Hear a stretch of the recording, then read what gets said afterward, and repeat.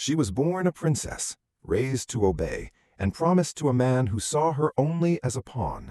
But the day they told her to lower her head and accept life as his secondary consort, she smiled through her tears and made one silent vow. If the palace wanted a docile flower, then it had chosen the wrong woman. Because some women are not born to kneel. Some are born to make an empire remember their name. Now falling on Phoenix Tower. Chapter 1. The Edict in the Snowy Night. Snow had been falling over the capital of Changning since the third watch. On the glazed tiles of Yang'an Palace, a thin white layer covered the curling ridges of the roof, making them look like the sleeping backs of dragons. That night, every sound seemed to be swallowed by the snow. Only the bronze bell from the watchtower drifted back in distant, lonely notes. Xiao Yue'an stood by the window in a white fox fur cloak, looking at her blurred reflection in the cold bronze mirror. She was the third princess of Great Liang. In the palace, people called her Princess Yi Hua, yet while her mother was alive, she had called her only by two characters, Yue'an, the tranquil moon. That night the moon was not tranquil. The inner attendant, Chun Min, knelt outside the curtain, holding a yellow imperial edict in both hands. Behind him, 4 palace maids bowed their heads, not daring to breathe too loudly. Xiao Yue'an turned around. There was no panic on her face, only a calmness that made the others more afraid. She had already heard that the border had fallen. She had heard that her imperial father was discussing peace. She had also heard the name of the man who would decide her fate, Xie Heng, Prince Yong of Northern Yan, the commander who held military authority over the 13 northern prefectures. Chun Min read the edict in a trembling voice. Great Liang and Northern Yan would cease fighting.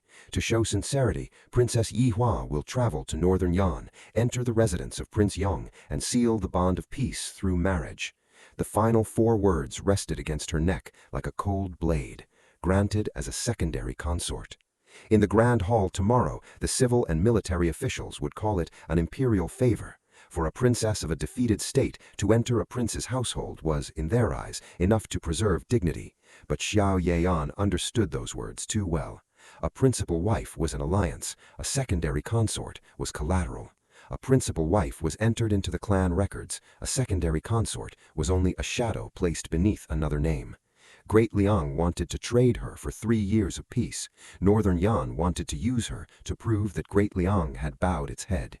She stepped forward and accepted the edict. Chun Min thought she would weep or faint like the princesses in old stories, but she merely opened the edict once more, looked at every character, and slowly placed it on the table. The candle beside her flickered. Xiao Yue'an asked, "Did His Majesty say anything else?" Chun Min lowered his forehead to the floor tiles.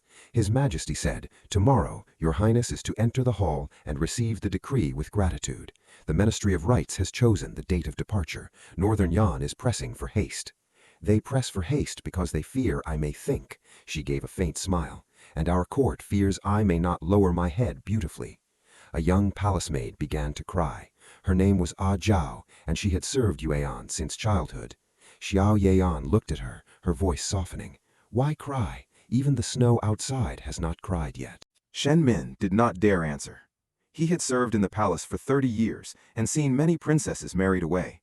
Before leaving the palace, each of them had resembled a flower branch broken from its tree. Some resented it, some begged, and some fell into a despair so quiet that words could no longer reach them. But the woman before him was different. She was like a slender sword hidden in a jade scabbard, silent on ordinary days, and only when drawn would one know how cold it was. Xiao Yuan lifted the edict but did not tear it. She placed it in a sandalwood box and locked it with her own hands. "Tomorrow morning I will enter the hall." Zhao raised her head. "Will Your Highness truly give thanks for this?" "Give thanks?" Yuan looked at the candlelight. "I will go, but I will not go as a secondary consort." She did not sleep that night. On her desk, she spread out a map of the 3 states, Great Liang to the south, Northern Yan to the north, and Western Qiang beyond the desert. Klinghe Pass lay between 2 mountain ranges, the place where Great Liang's army had just suffered defeat. Beside the map lay grain registers, lists of border officials, and an old slip of paper stamped with her mother's vermilion seal. One who holds herself like a chess piece will be placed by others into a dead end. Only one who sees the whole board has the right to change the next move. Yuan wrote 3 conditions on a sheet of paper. First, she would travel to Northern Yan as an envoy for peace negotiations, and she would not enter Prince Yong's residence before an equal diplomatic letter had been signed. Second, Northern Yan's betrothal gifts would be converted to grain to relieve the people of Xie and must not be placed into the imperial private treasury. Third, she would carry the phoenix seal of the late empress and be authorized to investigate the reason Xie had fallen. A Zhao stood beside her grinding ink, growing more frightened with every sentence. "Your Highness, these terms, the court officials will say you are defying the decree." Defying the decree would mean refusing to go. Yuan blew gently on the fresh ink. "I will go, but I will not let them write my life with their ink." Outside, the snow thickened. Deep inside the Forbidden Palace, news traveled faster than wind. By dawn, Xie Heng, the left chancellor of Great Liang, already knew that the princess did not intend to obediently mount the bridal carriage. He sat in his study, fingers moving along a string of jade beads. Before him lay a letter that had not yet been sent to Northern Yan. It contained only one line.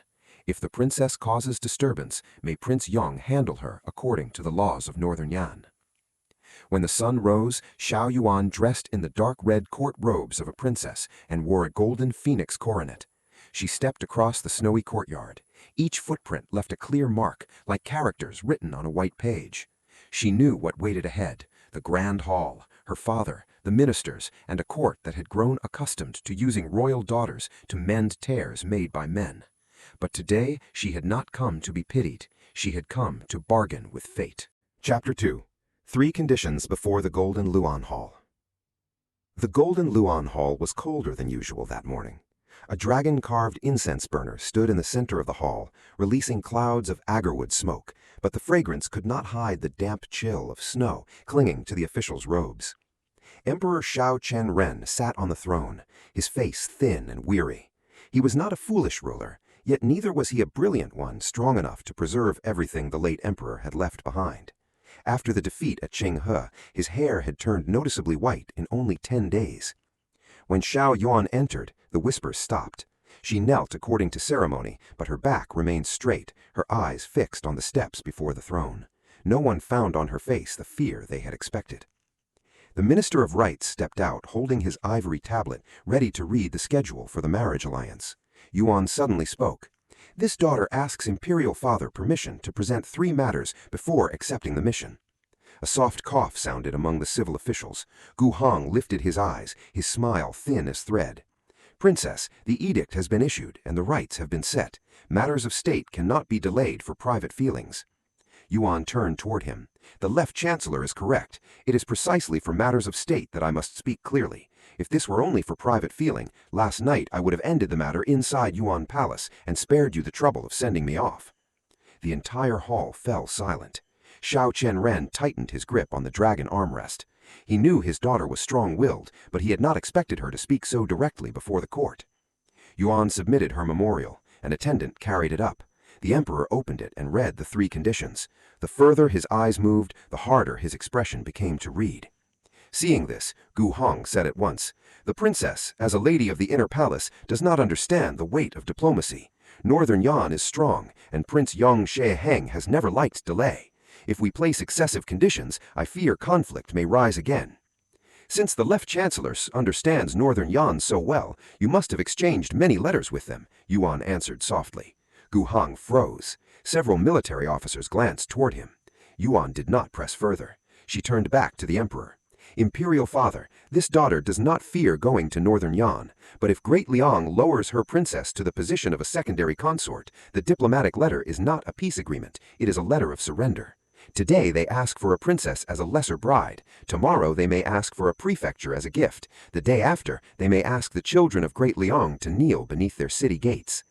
The Minister of Rites hurriedly said, "But Prince Yong's principal wife has already been chosen by Northern Yan.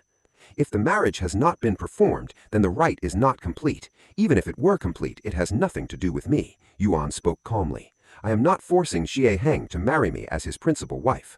I'm saying that before the peace agreement is signed, I will not enter his residence as a secondary consort. I am the envoy of Great Liang. If Northern Yan truly seeks peace, they will receive an envoy. If they only seek to shame our state, then war or peace has never depended on my carriage." An old general stepped forward.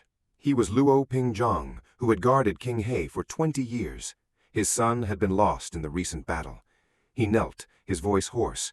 "Your Majesty, this old minister believes the princess speaks with reason.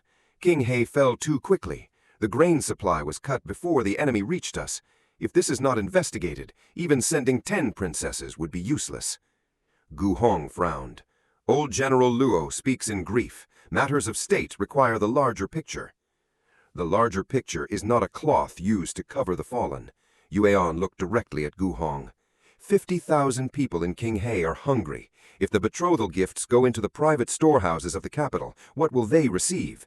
If grain reaches the border, at least those still alive may continue to live. I am going for peace, not to trade gold and silver for powerful families. Discussion rose like waves.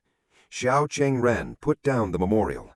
He looked at his daughter and saw the shadow of the late empress. Years ago, the empress had stood in this same hall and requested that granaries be opened during a flood, facing the same faces that avoided responsibility. "Yue'an," the emperor called her by name, not by title, "do you know that if Northern Yan rejects this, you will be the one blamed?"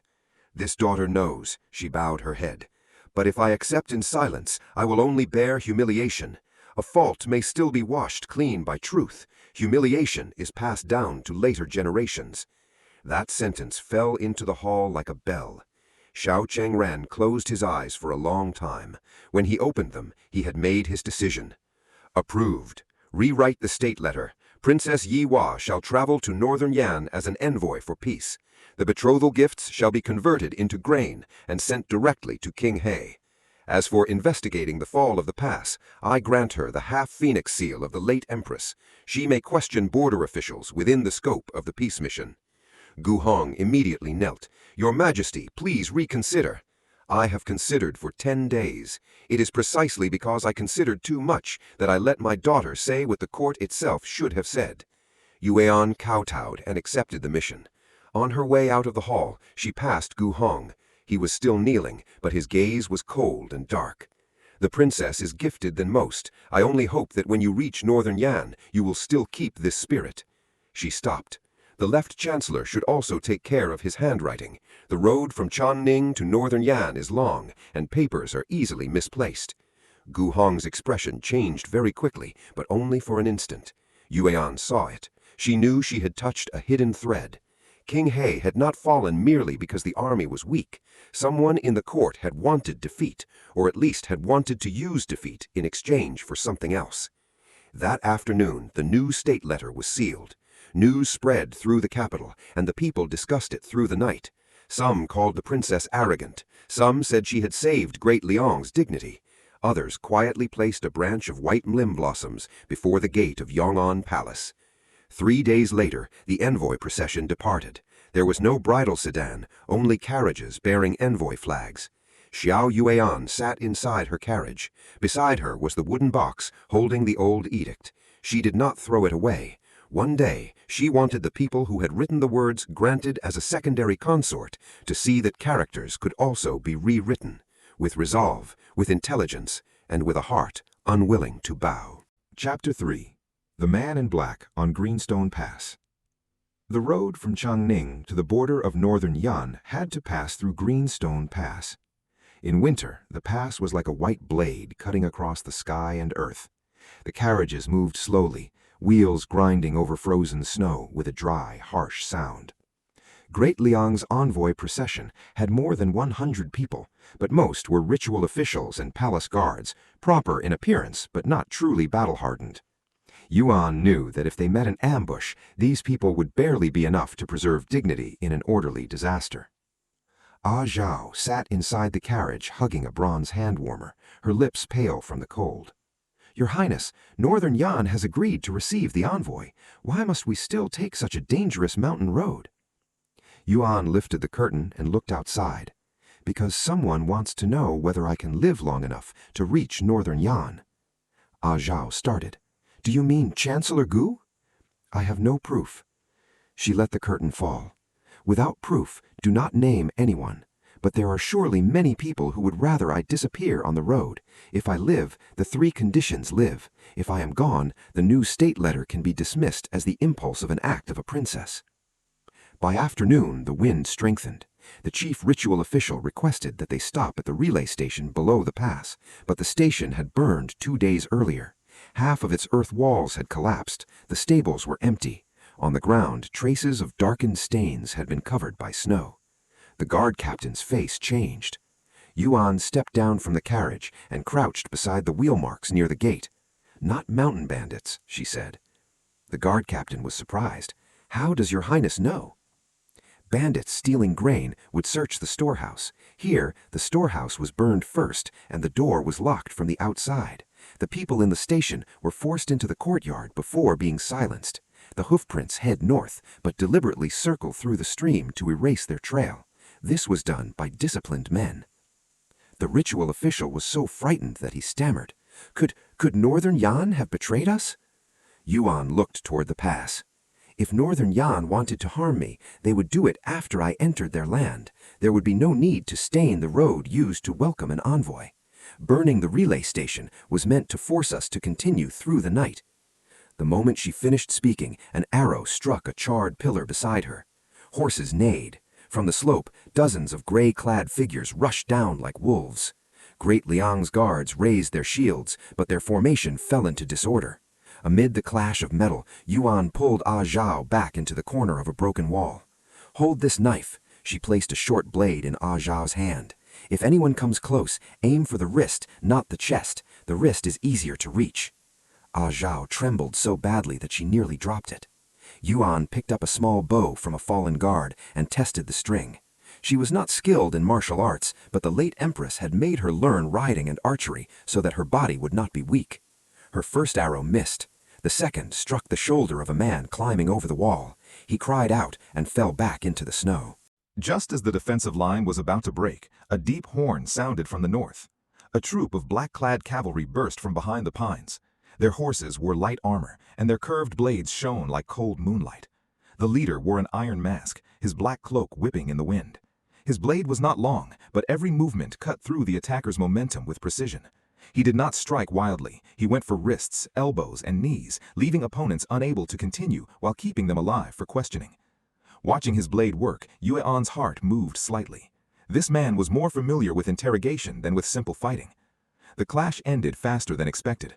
13 attackers were captured, 7 fell, and the rest tried to flee into the forest, only to be blocked by the black cavalry. The masked man dismounted and approached Yue'an. He was almost a head taller than she was, snow on his shoulders, his voice low and cold.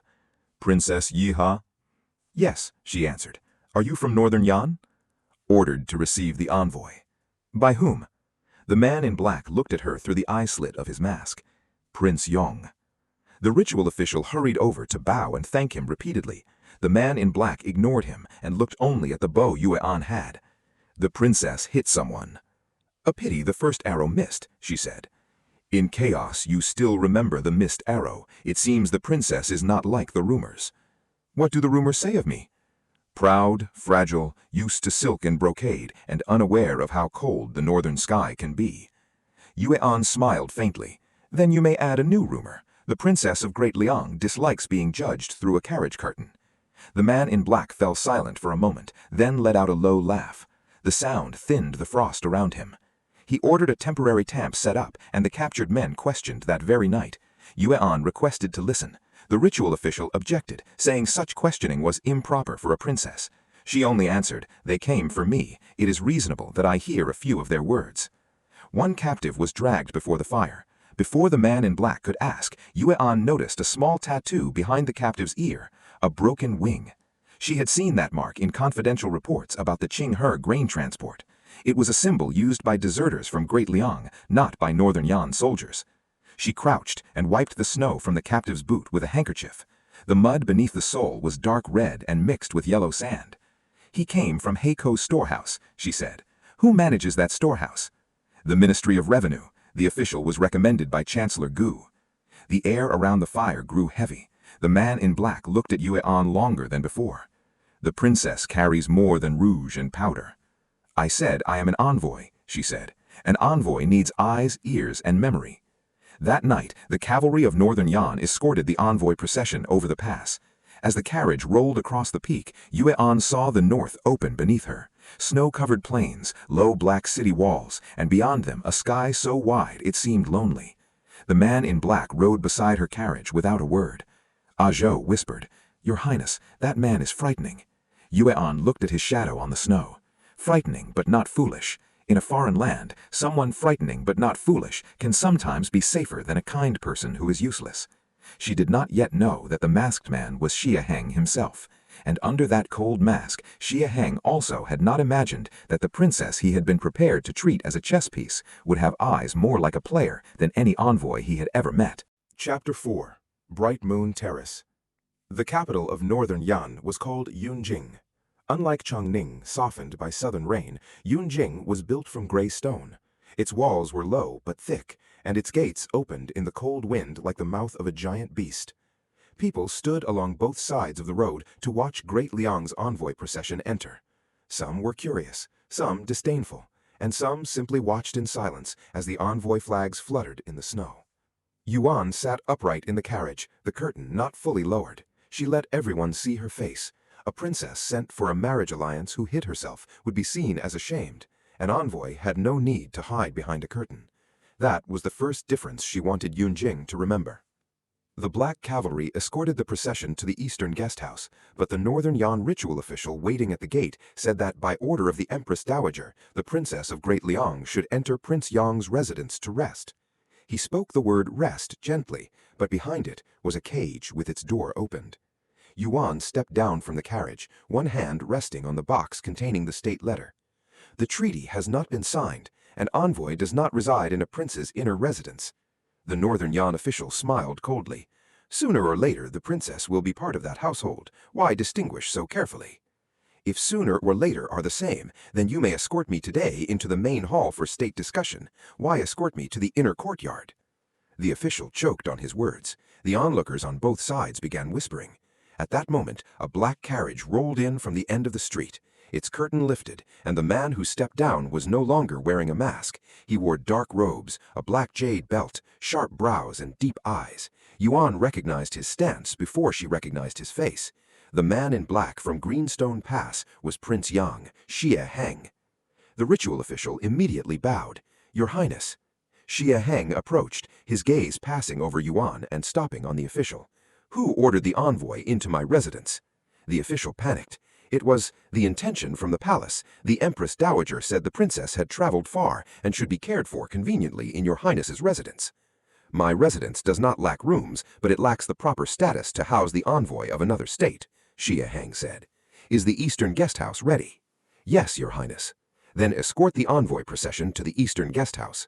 As for the ritual official who cannot distinguish an envoy from a household lady, return to the Bureau of Rights and copy the diplomatic codes 100 times.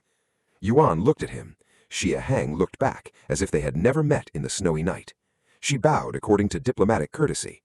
Thank you, Prince Yang, for preserving the rights. Northern Yan receives guests according to law. The princess need not thank me personally, he replied. The Eastern Guest House was spacious but cold. The walls had been freshly painted, and the charcoal braziers were sufficient, but the Northern Yan palace maids assigned to her all carried an air of contempt. They called her princess to her face, yet behind her back used the two words everyone understood: hostage bride. Zhou's eyes reddened in anger. Yuan simply told her to write down each name. There was no need to argue. 3 days later, Northern Yan held a banquet in the palace to receive the envoy. Empress Dowager Murong sat behind a pearl curtain, her voice gentle but sharp as a needle. She praised Yuan's refined beauty, then bestowed a pair of jade bracelets, saying they were meeting gift for the woman who would soon enter Prince Yong's residence. The entire hall waited for the Princess of Great Liang to accept. As soon as she did, every word she had spoken in Changning would be ground into powder beneath Northern Yan's ceremony. Yuan rose and did not accept them. The Empress Dowager's kindness is one I will remember, but these are gifts for an inner family lady. I am currently an envoy and dare not accept the wrong right. The Empress Dowager smiled. The princess is too rigid. A woman may be an envoy today, but in the end she must return to the inner courtyard. If the inner court can decide affairs of state, I will not be late in returning there. If it cannot, please allow me to remain where state matters are discussed until the treaty is complete. Several Northern Yan ministers laughed at the boldness of the answer. Xie Heng sat on the left side of the hall, cup in hand, eyes never leaving her. He knew the Empress Dowager wanted to force Yuan to accept the bracelets, turning her into someone within his household before the matter of grain could be discussed. But he also wanted to see how many moves this princess could withstand. The Empress Dowager did not show anger. She changed her tone. Then where does the princess wish to stay to suit her status? Yuan took a map of Yunjing from Zhao. She pointed to an old tower beside the lake east of the palace walls. Bright Moon Terrace was once used to host foreign scholars and is now vacant. I request to stay there during the negotiations. It is near the palace for court discussions, near the guest house for managing the envoy party, belongs to no prince's residence, and does not overstep ritual.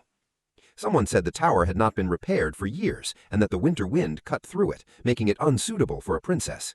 Yuan smiled. A draft through a building is less frightening than rumor passing through people's ears. Xie Heng set down his cup. I find it acceptable. Bright Moon Terrace shall be given to Great Liang's envoy party. No unrelated person may enter. Behind the pearl curtain, the Empress Dowager fell silent for a beat. Then she smiled. Since Prince Yang has spoken, I approve. That evening, Yuan moved into Bright Moon Terrace.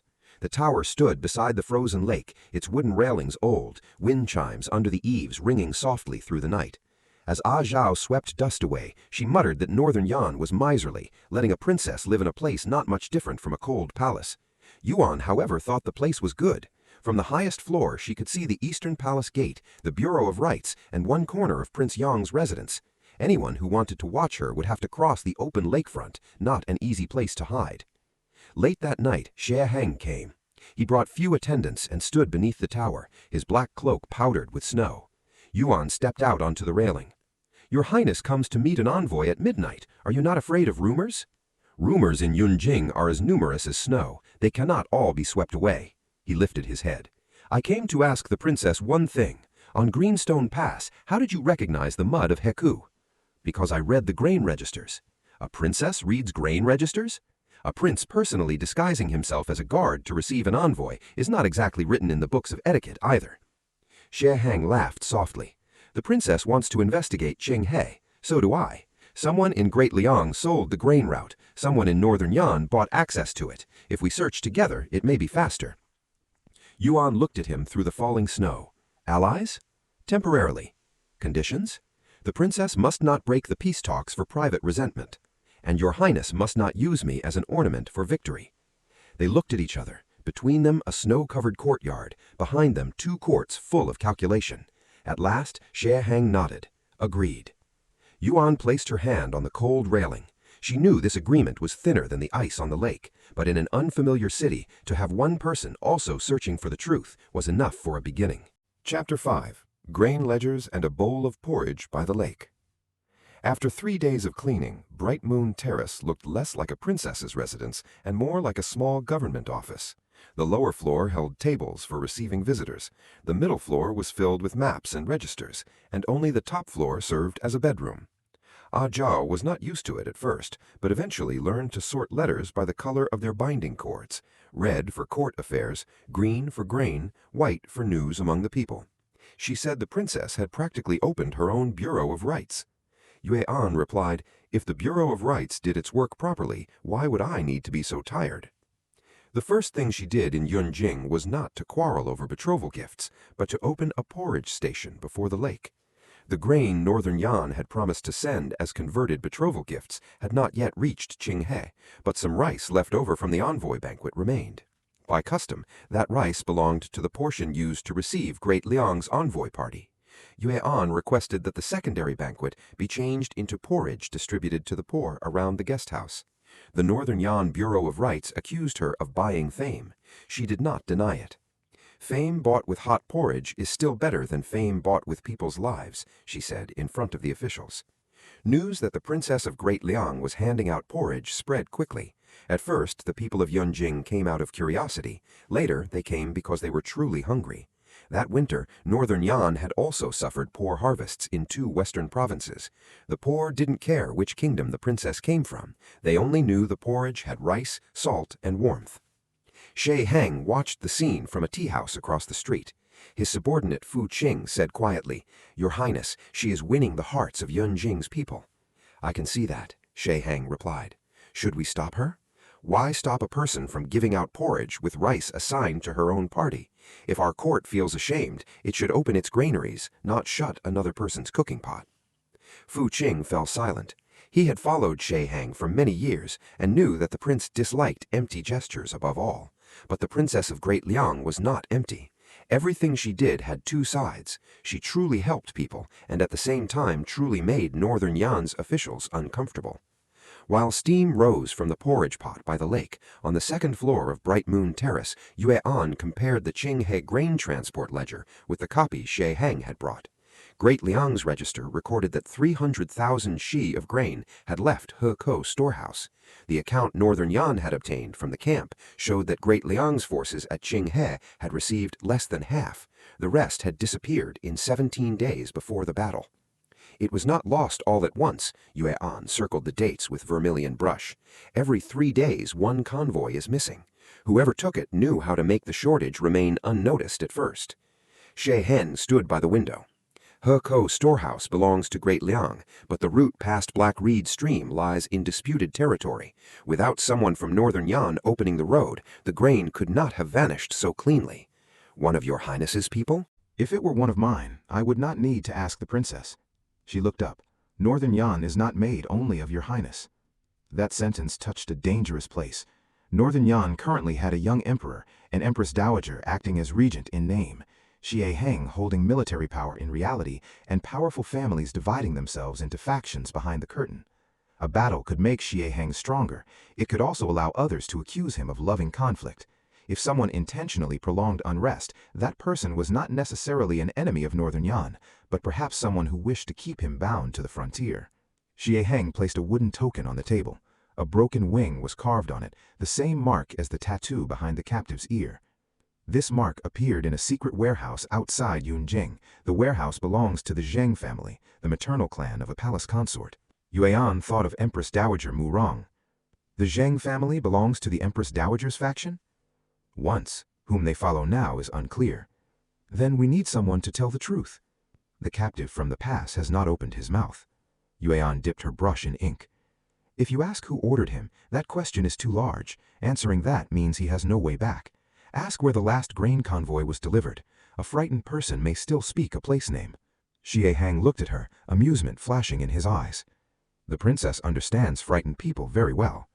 I grew up in the palace. In the palace there are more frightened people than loyal ones. That afternoon, Fu Qing questioned the captive again, according to her suggestion. As expected, he gave a location, the abandoned mountain god temple on the north bank of Black Reed Stream. The place lay in disputed land and had once been a trading point between merchants of two states. Yue'an wanted to go immediately.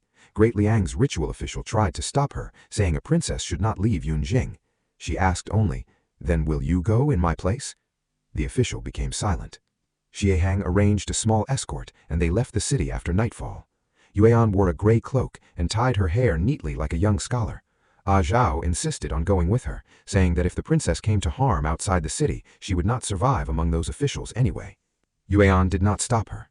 The mountain god temple stood in a dry forest. One arm of the god statue had fallen away, and old wheel tracks remained on the ground.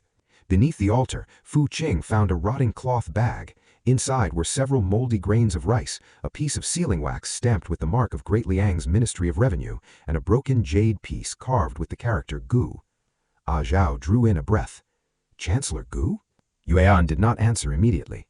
She picked up the jade and saw a tiny engraving on the back. It was not something belonging to Gu Hong, but to the Gu clan inside the palace. Consort Gu, the imperial consort raising the fifth prince. If Gu Hong had colluded with Northern Yan forces for the fall of Qinghe, perhaps the purpose was not merely a marriage alliance. A defeated court would need someone to bear blame. A weakened emperor would need a successor who listened. At that moment, a bowstring sounded in the forest. An arrow flew straight towards Yue'an's back.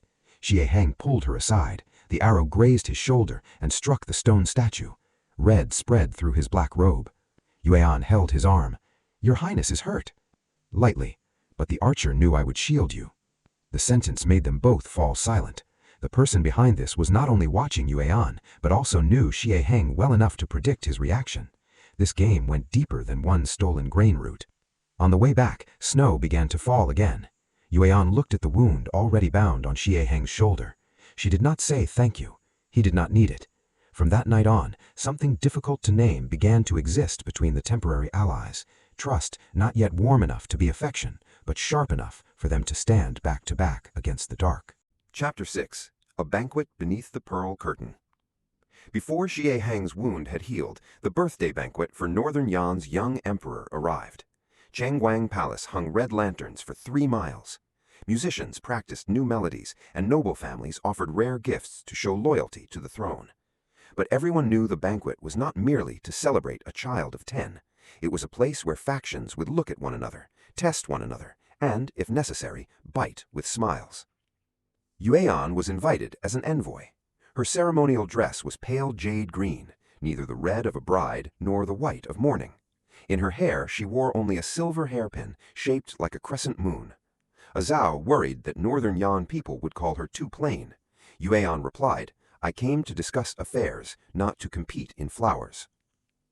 Inside the hall, Empress Dowager Murong sat behind the pearl curtain. The young emperor sat before it, small inside a dragon robe too large for him. Xie Heng sat on the left. His expression was normal, but Yue'an noticed that he rarely lifted his cup with his right hand. His shoulder still hurt. After 3 rounds of wine, a Western Shang dancer stepped forward to perform a sword dance. Her blade was as thin as water, and her red sleeves whirled. When she turned near the table of Great Liang's envoy party, a cry rang out. A Northern Yan official in charge of grain collapsed, a dagger fixed to his chest. A strip of silk embroidered with Great Liang patterns was tied to the handle. The hall fell into chaos. Guards drew swords and surrounded the envoys. Great Liang's ritual official went pale, while Yue'an only looked at the fallen man. He was Zheng Ye, a member of the Zheng family, and a link in the secret warehouse Xie Heng had mentioned. He fell at exactly the right moment, in exactly the right place, with evidence made far too obvious. From behind the curtain, Empress Dowager Murong said slowly, "Princess Yihua, how do you explain this?" Yue'an arose. "A man falls in Northern Yan's palace before Northern Yan's soldiers by a dagger onto which anyone could tie Great Liang's silk. What would the Empress Dowager like me to explain first? Why the culprit would be foolish enough to leave a name, or why the inner palace of your state allowed a dagger into the banquet?" One minister said angrily, "Do not twist words, princess. Lord Zheng was just in charge of transferring grain according to the treaty. With him gone, who benefits most?" "The person most afraid of him speaking the truth," she replied. Xie Heng put down his cup. "Seal Chengguang Palace, no one leaves." The Empress Dowager said, "Does Prince Yang intend to let the Princess of Great Liang defend herself?" "No," Xie Heng stood. "Let the evidence speak." Yue'an approached the body. The guards hesitated and looked at Xie Heng. Only when he nodded did they step aside. She crouched and observed. There was much red on the floor, but the color was not right, and around the lips lay a faint purple shade. She covered her hand with a handkerchief, drew the silver hairpin from her hair, and touched it to the wine in Zheng Ye's cup. The silver darkened quickly. The hall erupted in murmurs. Yue'an said, "He was poisoned before he was stabbed. The dagger was only theater." The same official continued to argue. "Then what of the Great Liang silk?" Yuan untied the strip and lifted it toward the lamps. "This is the cloud scroll pattern of Yong'an Palace. It is indeed mine, but only someone acting in haste would choose the wrong source. This strip once tied the box of wound medicine I sent to Prince Yong's residence 3 days ago. It was not in the envoy quarters." Every gaze shifted to Xie Heng. He did not deny it. "Fu Qing received the medicine box and then placed it in the outer study. Someone in my residence could have touched it." Behind the curtain, the Empress Dowager was silent. Yuan continued. "The dancer's sword work was beautiful, but her right hand trembled when she came near Lord Zheng, not because she had struck him, but because she saw he was already gone before the final turn of the dance. The real culprit was near the wine table. The person who used poison had to change the cup or pour the wine." She looked toward the palace attendants. A young eunuch kneeling near a pillar began to shake. Xie Heng signaled, and guards seized him. Inside his sleeve was a small packet of white powder. But Yuan looked at his face and knew he was still not the mastermind. This small person was only a hand. The young eunuch wept and confessed that someone had given him silver, told him to change Zheng's cup, and promised to take him out of the palace afterward. The person had worn a hood, so he had not seen the face. When asked for a sign, he said the person carried a strange cold orchid fragrance. Yuan turned her head. Many noble ladies in the hall used incense, but the cold orchid scent appeared only in one place, behind the Empress Dowager's pearl curtain. Empress Dowager Murong was famous for liking it. No one dared say so. Even Xie Heng lowered his eyes, because to point at the Empress Dowager with only a scent would cause the court of Northern Yan to split open before the treaty was secure. Yuan understood. She suddenly smiled lightly. A fragrance can be imitated, but the person who chose this fragrance either had too much confidence or was too eager for us to suspect someone we cannot accuse. I ask, who else in the palace is issued cold orchid incense besides the Empress Dowager? A female official answered that the incense had once been given to the palace of Consort Jing, the young emperor's birth mother, before she passed away. After Consort Jing's death, that palace had remained empty, and its keys were held by the Department of Internal Affairs. That department was currently managed by the Zheng family. Xie Heng immediately ordered a search. Before long, they found in Consort Jing's old palace a set of eunuch clothing, several silver ingots bearing the Zheng mark, and most importantly, half a burned page mentioning Heko and Gu. Zheng Ye had been silenced because he was a loose end, but the person who removed him had not been clean enough to leave no ashes. The banquet ended in cold unease. The Empress Dowager used the young emperor's fright as an excuse to withdraw. Xie Heng detained all members of the Zheng family for questioning. Yuan left the hall and saw snow covering the stone steps. She walked slowly from the long strain of the evening, but her back remained straight.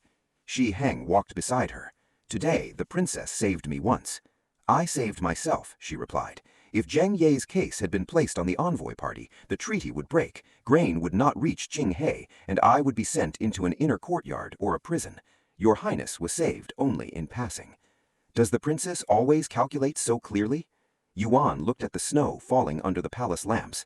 "If I do not calculate clearly, others will calculate me away." Xie Heng said no more. He handed her his cloak. She was about to refuse, but when she saw his shoulder still pained him, she changed her mind and accepted it. The cloak carried the scent of snow and wound medicine, not cold orchid.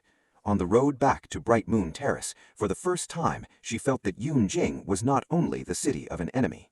It was also a chessboard, full of people pushed forward like her. The difference was, some had forgotten they still had the right to stand. Chapter 7. The Envoy of Western Qiang. After the case in Chenguang Palace, the Zheng family was placed under restraint, but Yunjing did not become peaceful. 3 days later, a Western Qiang envoy named Alatada entered the city, bringing fine horses, desert jade, and a smile too wide to trust. He said the 3 states should open a market at Qinghe and turn a battlefield into a place of trade. His words sounded beautiful, so beautiful that Yue'an immediately knew thorns lay inside them. In the negotiation hall, Alatada proposed that Western Qiang send troops to protect the Qinghe market for the first 3 years. Northern Yan's ritual officials wavered, and a few Great Liang officials quietly breathed a relief, thinking a third party might prevent conflict. Yue'an placed her hand on the map. Qinghe is Great Liang land, and its northern gate borders Northern Yan. Western Qiang lies 200 li beyond the desert. If your state sends troops in to protect us, then after 3 years, who will protect us from your state? Alatada laughed. "The princess is suspicious. We come for peace." "Those who carry swords often say they come to keep order. I only believe in peace that includes a clear term of withdrawal." Xie Heng followed her words. "Northern Yan will not agree to Western Qiang troops entering Qinghe. A market may open, troops may not." The envoy stopped smiling. Then he proposed building a joint granary at the old mountain god temple by Black Reed Stream. Hearing the location, Yue'an understood he was testing them. It was precisely the place where the smuggled grain had been exchanged. Her expression did not change. She said only, "An abandoned temple burns easily, loses things easily, and is easily haunted. A granary should be placed where people who do wrong cannot sleep well." That evening, Xie Heng came to Bright Moon Terrace with a military report. Western Qiang was gathering at Black Wind Gate and secretly buying scaling hooks and fire-starting materials. They were not preparing to open a market, they were preparing to take a city. The two decided to revise the treaty. Northern Yan would hold Qinghe City. Great Liang would hold the northern bank of Black Reed Stream. The 2 sides would cross-supervise grain, and no third state would send troops into the region under any name. Sometimes it is easier to persuade an enemy than one's own people. Great Liang's ritual official feared he would be accused of selling the pass. Yue'an placed before him a 17-page list of Qinghe civilians who had gone hungry. You fear being scolded, they fear losing their homes and lives. If someone must bear the bad name, write mine. That same night, Allah Tada held a private banquet and invited her. In the plum garden of the Western Qiang guest house, he said she could leave the 2 courts full of chains and become the princess of the grasslands. Yue'an put down her banquet cup. I refused to be a secondary consort in Great Liang, refused to be a chess piece in Northern Yan, and I also refused to be a trophy wrapped in Western Qiang's invitation to freedom. When she left the banquet, a one-armed beggar crawled out under the plum tree and murmured in the language of Great Liang, "Heku, fire, Lord Gu ordered the gate open." Xie Heng appeared outside the gate with a patrol. His eyes met Yue'an's. The last missing piece of Qinghe had crawled out of the dark by itself. Chapter 8. Flames over Qinghe City. The one-armed soldier was named Zhou Liu. He had belonged to the Haikou grain transport unit and survived the night the convoy was burned. In a closed room at Bright Moon Terrace, he told them the grain had not been lost to bandits. The transport official himself had received orders to change the route and deliver each convoy to Western Chong merchants. Anyone who objected was removed. Before Zhou Liu lost consciousness, he heard 2 names, Gu Heng and Black Wind Gate. His testimony was written into 3 copies. One was sent back to Chongning, one was given to Xie Heng, and one Yue'an hid inside the box that held the old edict. She understood that this was not merely theft of grain. Gu Heng had sold the transport route to force Great Liang to defeat, used the marriage alliance to exchange for control of the imperial guards, and planned to open Qinghe to Western Chong. The Zheng family in Northern Yan had acted as an intermediary, while Allah Tada had come to Yunjing to put the clothing of peace over the point of a spear. The next morning, the treaty was signed in haste. Its final clause stated clearly Great Liang and Northern Yan would cease fighting for 10 years, jointly protect the Qinghe Black Reed Line, and forbid any third state from sending troops into the region. Northern Yan's betrothal gifts would be converted into grain for relief. As for Yue'an, the treaty described her only as the special envoy supervising the Qinghe matter until the investigation was complete. Not one character mentioned secondary consort. But Western Chong did not wait. That afternoon, urgent news arrived. Black Wind Gate had been attacked, and a wing of cavalry had circled down toward Black Reed Stream, aiming directly at Qinghe. Xie Heng immediately prepared to march. Yue'an asked to go with him. He refused. The battlefield is not a negotiation hall. Qinghe is my land. Your Highness needs someone to tell the people of Qinghe that Northern Yan has come this time to hold the North Bank, not to seize the city. That person is me. Xie Heng finally agreed, but required her to remain with the logistics unit. When they reached the north bank of Black Reed Stream, they saw black smoke rising from Qinghe City. Western Chong forces surrounded 2 sides, and the Great Liang soldiers inside the city lacked arrows and oil. Old General Rou led reinforcements, but he had been blocked to the south. Yue'an did not command soldiers, but she knew how to read terrain. From the locals, she learned that upstream there was an old wooden dam used to lead water into the fields.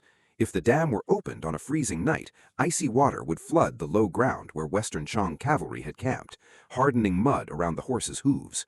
Fu Qingyan hesitated because Xie Heng had not given the order. Yue'an placed the phoenix seal on the table. Opportunity does not wait for permission. I will take responsibility. At the 4th watch, the dam was opened. Dark water rushed through the night. The Western Chong camp fell into confusion. Horses slipped, supply carts tilted, and fires would not catch. Xie Heng attacked from the north bank, while old General Rou opened the gate from the south. By noon, the Western Chong forces withdrew. Qinghe was saved, but a small cavalry unit struck the rear camp. Yue'an used her short blade to cut at the wrist of a rider rushing toward her, but he was too strong.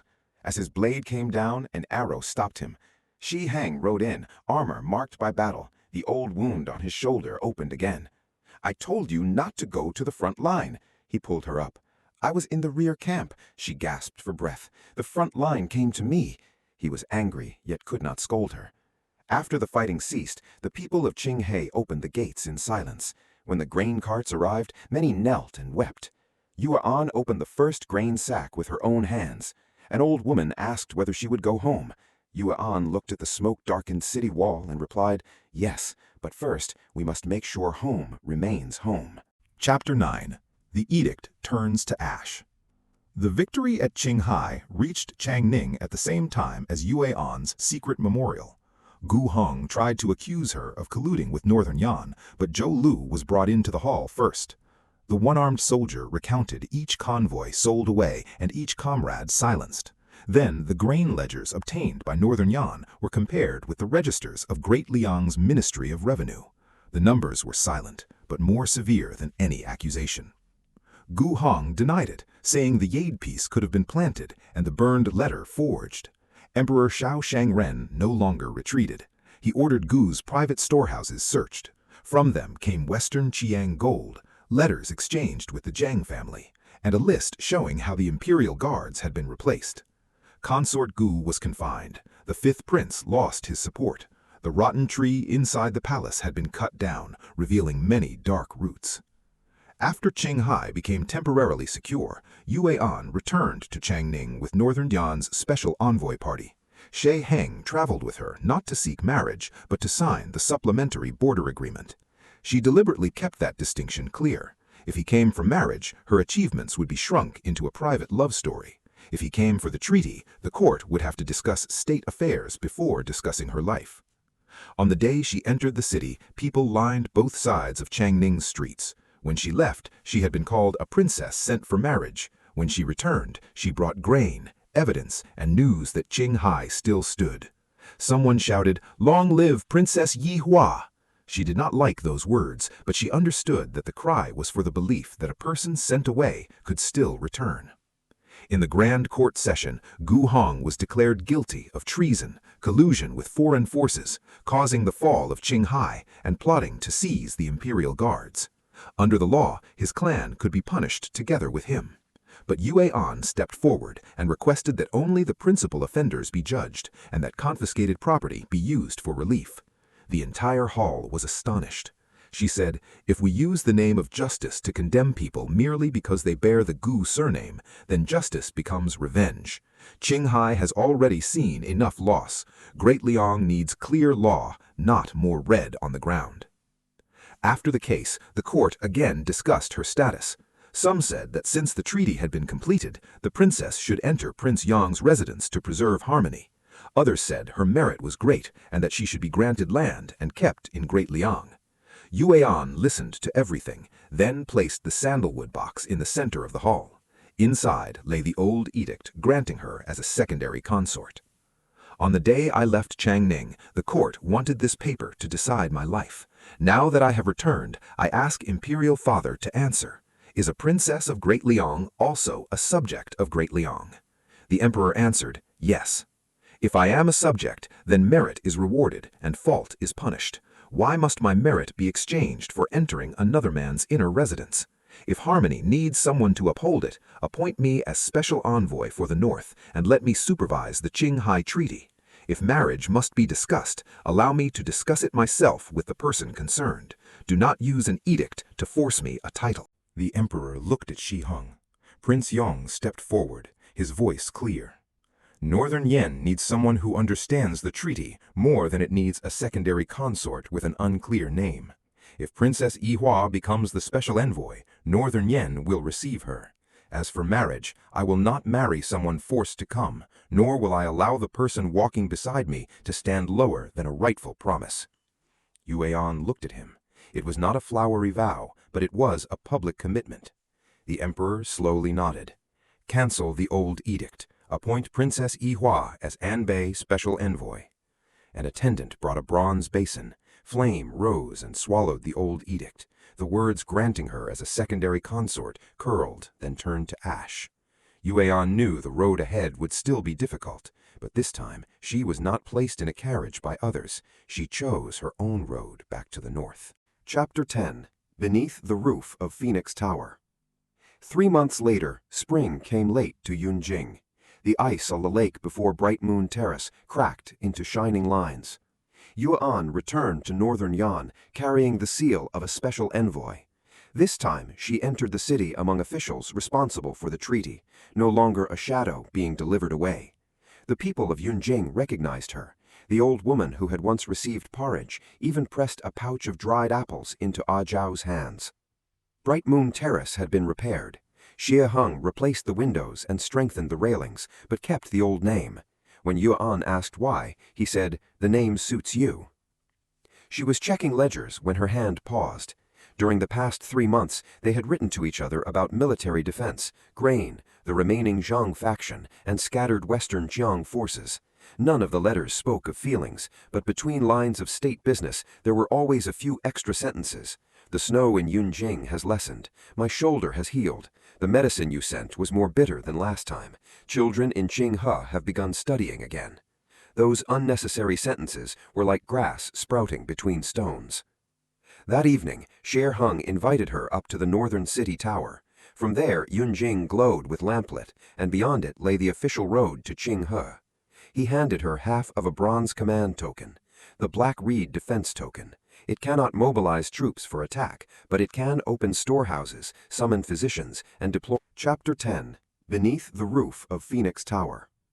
3 months later, spring came late to Yunjing. The ice on the lake before Bright Moon Terrace cracked into shining lines.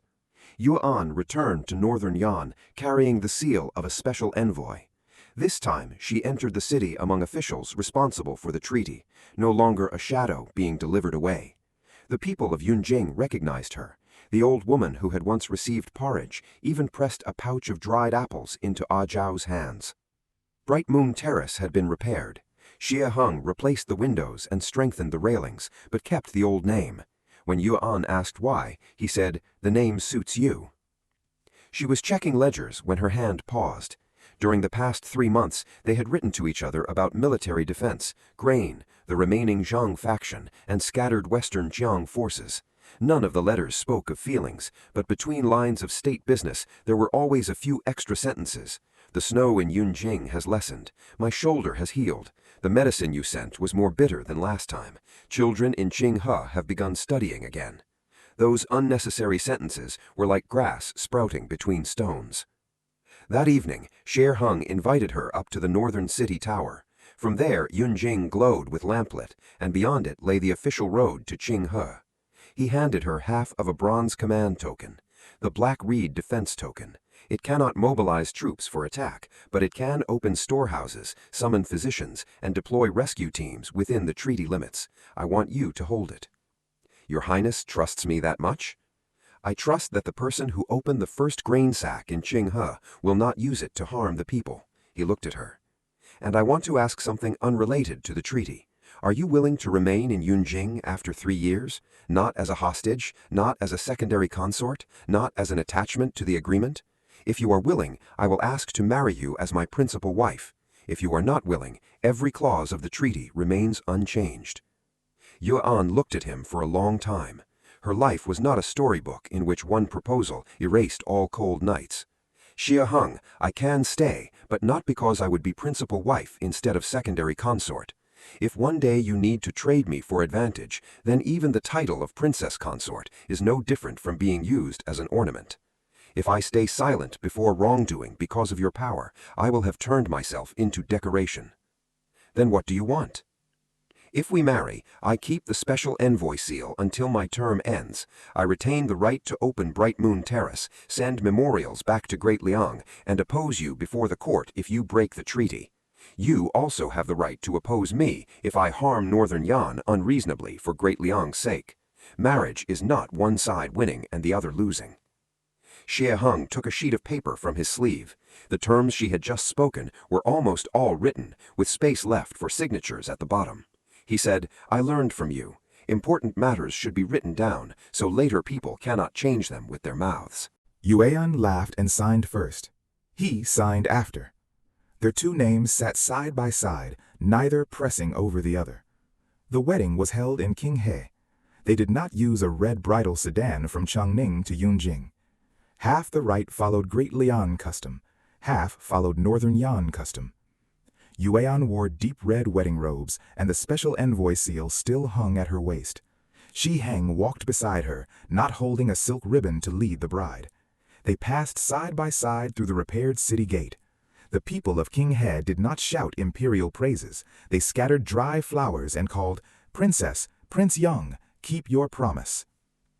Years later, Bright Moon Terrace became an academy for the children of merchants and military households of both states. In the main hall, Yue'an hung the sandalwood box that had once held the old edict. Inside remained only a handful of ash. When students asked what it was, she said, "A reminder. Some things written on paper look like heaven's will. In truth, if enough people refuse to accept them, they can burn." One late spring afternoon, pear blossoms opened white beside the lake. Xie Heng stood below the tower waiting to escort her back to the residence. His cloak no longer carried battle stains, and his eyes no longer hid behind a mask. From the railing, Yue'an looked down and smiled. "Your Highness has come to meet the envoy again. Are you not afraid of rumors?" He lifted his head. "Princess consort, you are no longer the resident envoy." "Wrong." She stepped down the stairs. "I am still the envoy of myself." They walked across the courtyard beneath the white pear blossoms. Yunjing was still built of gray stone. Changning was still far to the south, and King He was still a pass that needed guarding. The world had never run out of schemes, but Xiao Yue'an was no longer afraid of edicts written in advance. She had once been sent away like an object of exchange. She had stood in a foreign court and demanded the return of her own name. She had opened grain stores in a city marked by fire. She had signed a marriage contract that did not begin with obedience. If anyone asked where her story began, she would say it began on a snowy night when an edict told her to lower her head, and she chose to step out into the cold. The snow from that year had long since melted, but the footprints left upon it, in the hearts of those who saw them, never disappeared. Hey there! If you enjoy our audio content, don't forget to hit that like button and share this video with your friends. Most importantly, click subscribe and ring the bell to stay updated with everything Zuzu Audio. Support the channel and join our community today.